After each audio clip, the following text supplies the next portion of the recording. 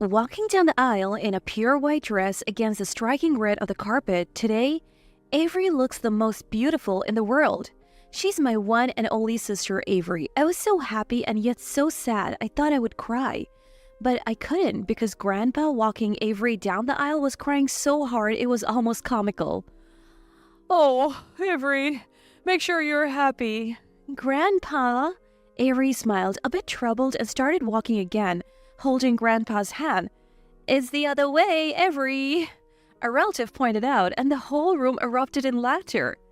That's so like our family, I thought, laughing along. I'm Madison, old enough to be constantly nagged about getting married.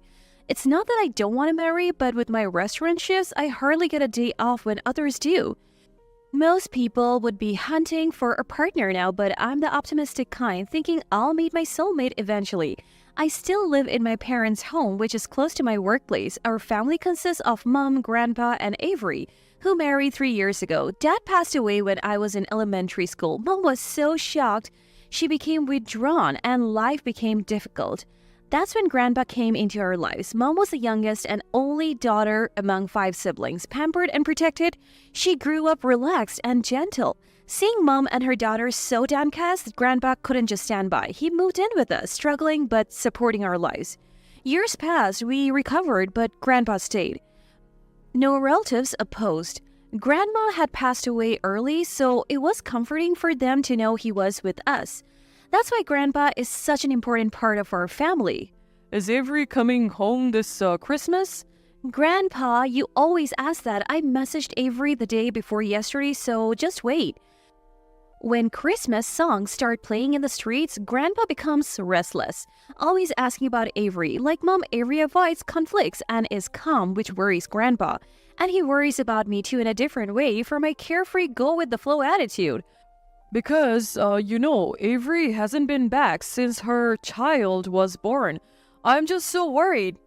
Well, that's true. Actually, I've been a bit worried myself. After getting married, Avery moved to the next state, living with her in-laws. Since she didn't return to our parents' home even for childbirth, we only visited her once at her in-laws' after her son Henry was born. Henry must be turning 1 soon. But Avery hasn't come home even once. When I call, she doesn't pick up, and it takes about a week to get a reply to my messages, and her replies are always something like, I'm busy with the baby, maybe some other time. Mom feels the same worry, pondering, should we visit her place? Avery used to be more communicative and even visited us before she had her child, but since Henry's birth, she hasn't shown her face even once. I'm single, so maybe I don't understand, but is there really such a thing as being too busy with child rearing to visit your parents' home? And so, without a definite answer about returning to Christmas, December 23rd arrived. The restaurant I worked at is closed for a short Christmas vacation, so I was making some appetizers for the family gathering tomorrow. Mom, peeling potatoes next to me, murmured quietly, I hope we can see Avery and Henry next year. Yeah, maybe I'll try contacting Avery again after the new year. As we were talking, suddenly a loud voice outside yelled, Avery! Shocked by the unexpected name, Mom and I exchanged glances and hurried outside. There, in front of a stunned Grandpa, stood Avery. Avery? Mom? Madison? I rushed to Avery, stunned by her appearance. It looked like it might snow tonight, yet Avery was wearing just a sweatshirt and sandals barefoot. The sweatshirt was frayed in places, not at all suitable for going out. Her hair was disheveled, her skin rough. The radiant, beautiful Avery I saw at her wedding was nowhere to be found, but her son Henry was warmly dressed, sleeping comfortably in his baby carrier. Let's go inside, okay? Mom gently urged Avery into the house. Grandpa and I quickly followed. Mom took care of Henry, while I made some hot cocoa. Sipping the cocoa by the fireplace, Avery let out large tears. It's delicious. Warm. Then Avery slowly started to tell us about her life at her in-laws' house. It seemed she was well cared for there before giving birth. When they found out the baby was a boy, it was like a celebration, but after giving birth and returning from the hospital, things took a turn. Harassment started. Sabrina, her mother-in-law, would berate her as she struggled to care for her first baby. "You're so clumsy, that's why the baby cries," she said. Then once the baby could hold up his head, Sabrina took Henry from Avery. Avery was left with housework, allowed to hold Henry only during feeding times. Avery's father-in-law, Taylor, he would come to apologize. Sorry about Sabrina, but he always did this when Avery was nursing Henry. Even when she brought up these issues with her husband, Kay, he was dismissive. Mom and Dad just can't help but adore Henry. After the birth, they took Avery's mobile phone during our visit. "You need to understand that you are a part of this family," they told her, meaning the person we were communicating with wasn't Avery, it was Sabrina. That's why the replies were so cold and delayed. Avery, feeling something was off but unable to act with her son essentially held hostage, had no money or car to escape. Then just yesterday, with Henry's first birthday approaching, Sabrina said, "I have found a job for you. Start working after the new year." And so, that's how she ordered Avery. Henry would be raised by Sabrina, and Avery was to earn money outside. Avery protested, but Kai's response was, Mom's better at parenting. Besides, if we both earn, we can remodel this house and Mom will start respecting you. He said. That's when Avery realized she couldn't stay. She would remain a slave and Henry would never recognize her as his mother. Desperate to leave the house, Avery pleaded with Kai. "Please, give me some money. I don't have any decent clothes to wear to work. And it's embarrassing." She begged Kai for money. Then, seizing the only chance she had while nursing Henry, she escaped through the window. Running to the familiar shopping district, she explained her situation to the butcher's wife she knew. Seeing Avery's desperation, the wife drove her to the nearest long-distance bus station. After a long bus ride, Avery finally reached our parents' home. While we were leisurely awaiting her return, Avery had endured an unimaginable ordeal. She had escaped like something out of an action movie.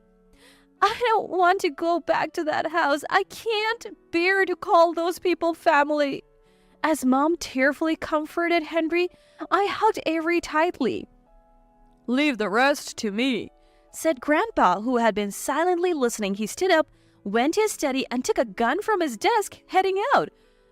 "Grandpa, wait!" I hurried. Lee stopped him. "But I can't forgive them for what they did to my precious granddaughter." Grandpa's small back, turned towards us, trembled slightly. "Grandpa, I'm sorry." "Why are you apologizing, Avery? It's their fault." We were all filled with sadness and frustration. The thought of kind and gentle Avery enduring such treatment was unbearable. I couldn't forgive them. Even if Avery did, I never would. I would never let those people have my beloved Avery again. Then an idea struck me. "Hey, Grandpa." "Yeah?" "Everyone's coming over for Christmas, right?" "That's the plan." "Well, I have a suggestion." I laid out my plan in front of the three of them. When I finished, Grandpa looked at me impressed. "Madison, you are a genius. Sorry for just calling you an optimist." "I am just an optimist. Are you okay with this, Avery? If we do this, you can go back to that house." I cautiously looked at Avery for her reaction. "Yes, I want a divorce," Avery said it firmly, which surprised me seeing her assert herself so clearly for the first time. "I want to live as Henry's mom. I didn't marry to become a slave in that house." "That's great. If Avery was on board, we could proceed without hesitation." Now that it's settled, we need to talk to the rest of the family. We started calling relatives, using mobile phones and the house phone. Mom even spoke to Kai. "Your wife and son are here. We'll deliver them tomorrow at noon?" It was a stroke of luck that Avery's mobile phone was still taken away by Sabrina. It spared Avery from any calls from her. Relieved to see Avery and Henry sleeping together for the first time in months, I went to bed ready for tomorrow. The next morning, 3 cars headed to Avery's in-laws' house. Mom and Avery stayed behind. Ringing the doorbell, hurried footsteps approached and the door opened. Sabrina, with a demonic expression, and Kai, with a sickening smile, greeted us.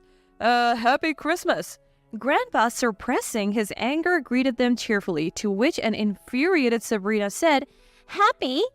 Nothing's happy. Where's my daughter-in-law and grandson? We have relatives coming and she disappears without preparing anything, taking our precious air. This is why single-parent upbringings are..." Grandpa's mouth twitched, but he managed to speak calmly following my advice. My granddaughter and great-grandson are extremely exhausted. They are at our place because of you. She's talking about divorce. What? Kai's voice was out of tune with surprise. I thought we're the ones who should be surprised. After treating her like a slave, why act so shocked now? That's ridiculous. Don't cuddle them. Send them back right now. Sabrina screamed, her face turning red. Just then, a man stood next to Grandpa. Our family's secret weapon, number 1. Everything Dad said is true. Avery is in a severe state of mental exhaustion and malnutrition. Who are you? Don't lie, you amateur.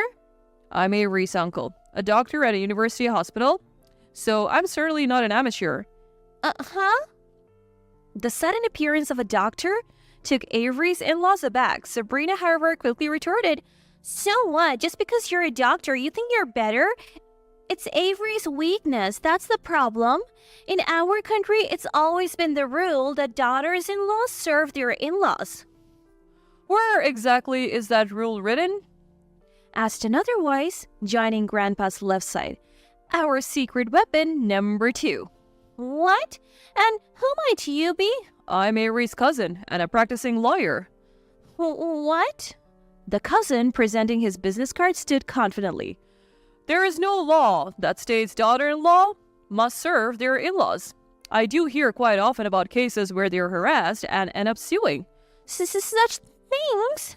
Sabrina faltered a bit. Don't worry, Sabrina. If you lose the lawsuit, you still have this house. If necessary, I, a real estate agent, can buy it. But given its location and age, I wonder if it will sell. Well, it might cover the compensation for the divorce trial. Secret weapon number 3, a real estate agent, Uncle suggested with a smile. Or you can take a loan. I'll introduce you to our bank's credit card loans, said secret weapon number 4, a bank-working uncle presenting a loan pamphlet to Sabrina. Uncles, let's start with a job. Here, Job Listings magazine. Offered secret weapon number 5, a cousin working in the city hall's life support section, pushing a free magazine typically found in cafes into Taylor's hand. Our family's 5 super specialists had assembled. With each new arrival, it felt like fanfares were sounding from somewhere. Taylor, who had unwittingly accepted the magazine, turned lobster red and slammed it down. Stop mocking us. Give back our daughter-in-law and grandson. Avery has said she will not return. Grandpa firmly refused. That's a lie. You're just trying to intimidate us with your titles and power, scum. Being called scum by scum doesn't really mean much. Shut up. We have connections too. If you won't return them, we'll just take them back by force. Watch your back at night. Is that a threat? What if it is? Then we will see you in court. Grandpa affirmed and the lawyer cousin nodded. We will formally sue you for causing Avery mental, economic, and physical distress and for making threats. There's no evidence of that. Actually, I've been recording this conversation. What? A panicked Taylor looked around, spotting a college student cousin discreetly filming in her mobile phone from behind the doctor uncle. Oh, that was a good shopping trip. Now the uncle's daughter-in-laws appeared. We're just housewives, not much help, so we went around the neighborhood to wish everyone a happy Christmas. It seems everyone already knew Avery was suffering from terrible harassment. They were afraid to intervene, thinking it might worsen things. When we told them to return to her parents' home, they were relieved and willing to testify against the harassment if there is a divorce. We'll have to thank the butcher wife who gave us a ride when Avery escaped once the vacation is over. Taylor stood there, his face alternating between red and pale, unable to speak. Sabrina, as if disease, stumbled and sat down. In just a few minutes, the in-laws had gone from the aggressors to the cornered. We declared the emancipation of Avery. The plan was a resounding success, and I breathed a sigh of relief. Approaching a pale-faced Kai, I said, "So, dear brother-in-law, we'll be taking Avery back." No. Kai, in a pitiful voice, began to cry. He was too weak to make excuses or plead, confirming my belief that such a man couldn't be trusted with Avery. I congratulated myself for executing this plan. Afterwards, we all headed to Grandpa's eldest son's house and celebrated with the appetizers I had prepared. Avery thanked everyone profusely, hugging Henry and smiling happily. Just seeing her like this was enough for us. Avery was adored by all our relatives. The divorce mediation was difficult. Despite having such compelling evidence, the opposing lawyer also advised them that they could not win. Yet Kai's family stubbornly argued. They said they didn't need the daughter-in-law but wouldn't let go of the heir, throwing tantrums. Kai said, I didn't know you were suffering so much. Mom and daughters are reflecting. Come back to us. I love you and Henry more than anything. His remarks were just nonsensical. Kai, a true scion of a worthless family, was stunning in his inadequacy.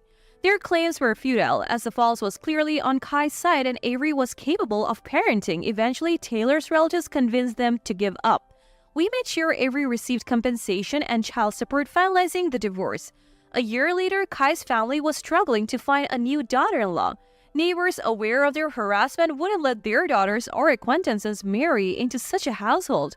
Kai's workplace also learned of his misdeeds, leading to uncomfortable days for the in-laws. Kai, undeterred, sent Avery reconciliation messages. I still love you. You're the only one who can make me happy. A world without you and Henry is worthless.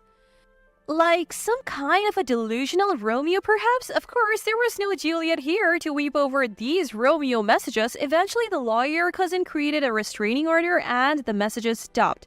6 months later, it was Henry's 3rd birthday.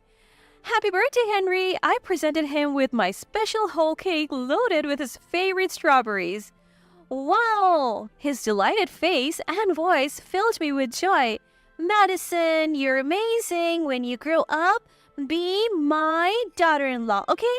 Sure. Madison, how long are you planning to stay here? Grandpa sighed. Until Henry gets married? Oh, come on. Well, I can't find a wonderful man like Grandpa. If that's the case, I guess it can be helped. Grandpa seemed a bit pleased. I had actually found a boyfriend but kept it a secret, feeling shy. Then Avery said meaningfully, it's most important for Madison to be happy. She and the cousin who was the star lawyer during her divorce seemed to have a good vibe. He had always admired Avery since they were kids. But with the divorce and Henry, Avery thought it was too soon for a relationship. Still, the cousin was willing to wait. Madison, this is really delicious. Pleased with Avery's compliment, I playfully put some of my strawberries on her cake. Eating the cake I made surrounded by my happy family was my greatest joy at the moment.